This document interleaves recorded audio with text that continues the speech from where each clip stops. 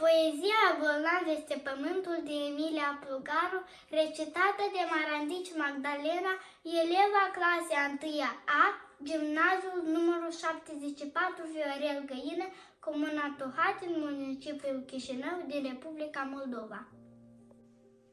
Bolnav este pământul, cel fără de cuvânt, prea poate în galaxie.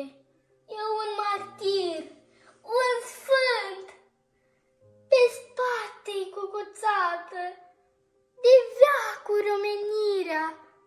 E apropie sfârșitul, e apropie pierea.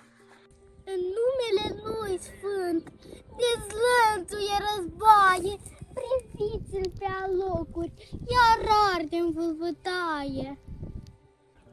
E încă viu pământul, dar rănile îl dor și sufletul îl doare, căci florile lui mor. Ce multe flori frumoase cresc pe pământ sub soare. De ce să nu înflorească? De ce să moară oare? Te-ai compromis de mult, tu, omenire, care te crezi pe acest pământ, puternică și mare.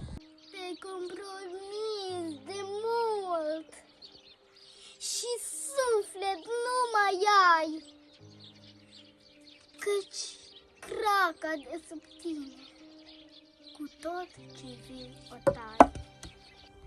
Pământul te tot rabdă, ca mama pe-al său voi.